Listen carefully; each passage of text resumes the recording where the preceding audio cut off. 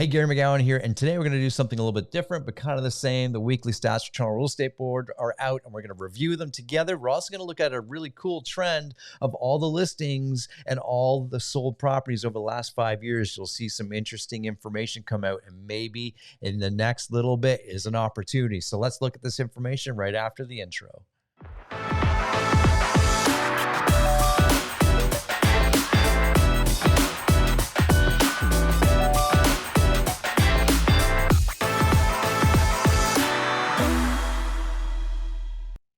All right, two things before we dive into it. A, do you like my shirt? Buy dirt. Yeah, if you like it, listen, you can buy shirts like this or many others at the website here. Nope, the website here, there it is, at bricata.com. Use that discount code. You'll get 15% off. Lots of fun real estate shirts if you're an investor, a buyer, a seller, a realtor, all sorts of fun stuff. So use that code there to get your discount.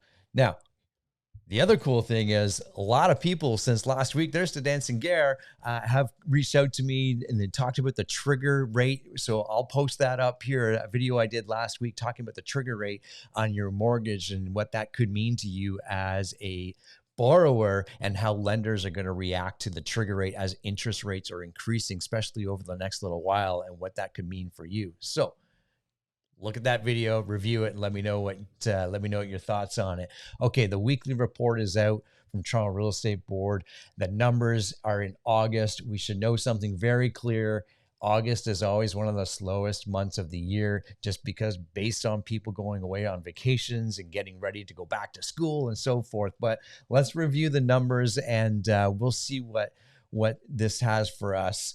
Here we go. So, again, this is for the week of August 20th, and lots of information coming out every week. Total new listings compared to the same week last year. So a lot of these numbers are going to be down, but that's okay. Red is this year. We're at 911 versus 1141 for last year. You see the average price, though, is up year over year. So still see that in your news articles. But as we get into the later months of this year, those numbers are going to flip flop.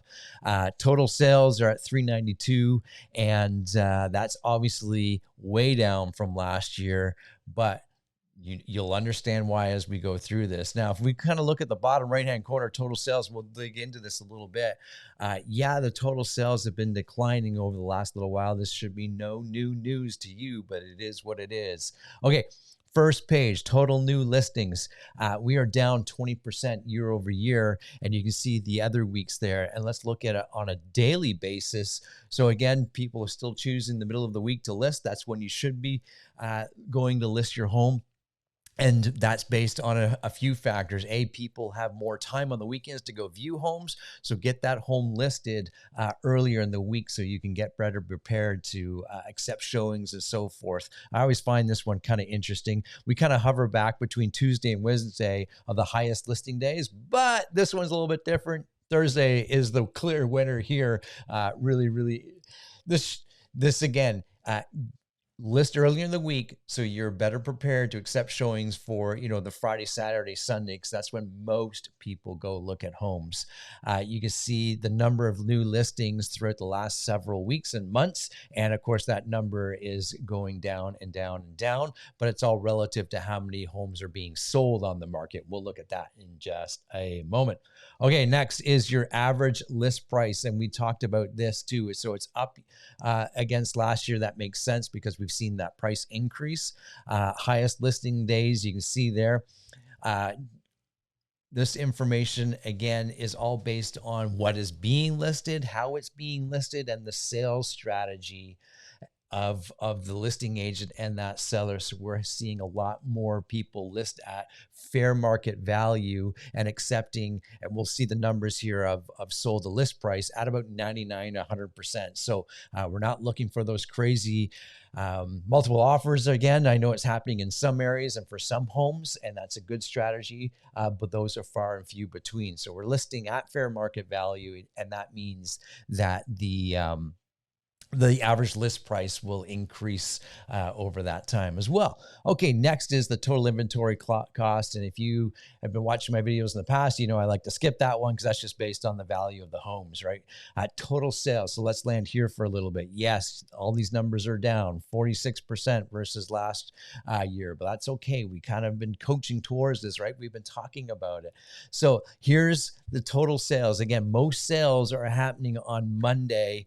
It's always kind of the leading day. And I thought I would do the report a little bit later in the week to gather in more intel for the video here and for the report. And as you can see, most people are negotiating through homes in the middle of the week. Rarely does it actually happen on the weekends. As I said, most people are going to view homes on the weekend, and the negotiations come out midweek. So there you see that. But our numbers have been going down since April. In fact, actually since January, February, you can see that number go down. A little bit of a spike last 2 weeks ago, which is good. But August 6th, if you remember what August 6th was, that included a long weekend, right? So I suspect over the next couple of weeks, that'll be down. And I'm going to show you some stats here in a moment that might change your thinking on this. And especially if you're a seller, you're like thinking to myself, oh my gosh, where are all the buyers gone? There might be hope for you. So watch out for that. I'll show you some stats in just a second. Sale price. Okay, so obviously this is interesting because we're going to be down versus this same time last year, and that I don't know what that's. If this is the tipping point, I said at some point we're going to have a tipping point where the numbers are going to overlap each other, and we're going to start to see lower price points versus last year, especially earlier in the year.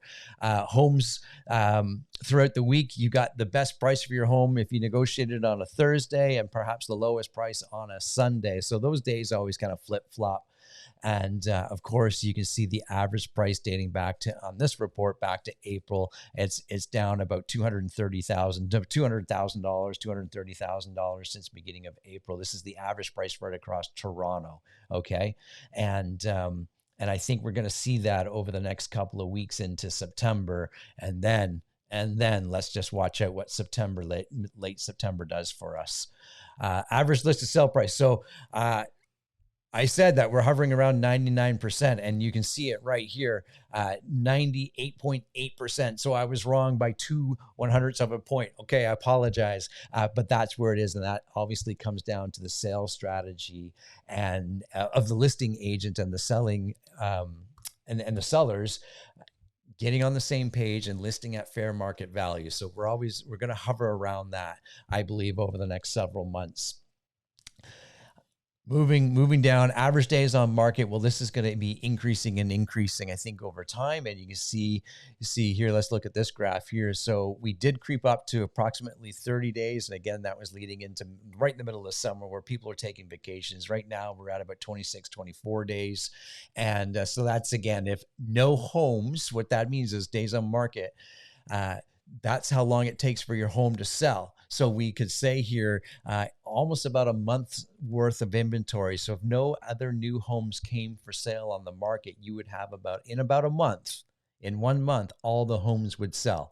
Which is to say, this is still historically a seller's market, but we've been so used to things going over ask and bidding wars and so forth that we feel it's a buyer's market or becoming a balanced market. The mindset is that it's a buyer's market, but really, in all reality, we're still sitting in a seller's market. 1 to 3 months of inventory is a seller's market, but the mindset, and especially around here in the GTA, we feel that it's a buyer's market, and there's probably buyer opportunities out there. In fact, not probably, I know there is tremendous. So very good. Total sales volume. So that's, again, based on the value of the homes. And we know that that's come down over time, and we're going to see that. So that's the report. Now, I said I had some other stats for you, and let's look at what those stats are real fast here. So this is a look at the last 5 years. The green is the total listings, and the red that you see here is the total sales throughout the last 5 years.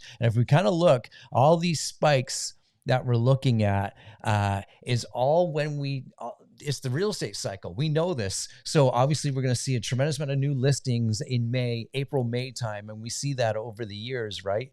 Every May except for that's October. I'll get get into that in a second. There's a big spike. And the other spike that we typically see is always kind of in the fall. So there's a September, October spike. We can see that here, a September, October spike. Another one, September, October spike. What's this one? That now we're right into COVID. So there was even a spike during COVID in March, the first March of COVID. And then we certainly saw that huge spike as people got back into buying. And even through COVID, the same stats will roll. And there's a spike every October, September, October for new listings, which means there's also a spike in sales that same time, even through COVID. And historically, remember, we sit in a real estate cycle, and it's very and somewhat very predictable of what sellers and buyers are going to do. So obviously we've been hitting in this downturn right here. Yet we had our spike in May, and we'll most likely we'll see another little hump in September, October for new listings and sell and buyers. So we're going to see that. So be patient. If you're a seller, be patient. That bump is coming in September. End of September is kind of what I'm predicting here. Now, I know we're expecting another rate hike I believe it's September 7th. So that's going to have some factoring in to do with, what's happening. But I think what's going to happen is some people will see that rate hike, start doing the math and talk to their mortgage broker or their finance coach, whoever it is, and perhaps think to themselves, oh, I got to list a house. So there's going to be new listings from that perspective. If you're a buyer, get prepared. You should be prepared today at looking at these homes as well, because yes, there will be some scared sellers, because when you have an opportunity to get information like this, you think, oh my gosh, the sky is falling. But remember this, real estate is best looked from the big picture. When in doubt, zoom out. I keep saying that, right? So if you're a seller, be patient. That bump is coming. I say mid-September to late September with new buyers. And of course, if you're a buyer and you think to yourself, I just don't like the inventory here, be patient. That bump is coming as well. I do believe with new listings, as it does every year, real estate is a cycle. That's a real estate clock. It happens over and over again. Sometimes that clock goes really fast, and sometimes it goes a little bit slower. So that is your weekly report of the Toronto real estate stats.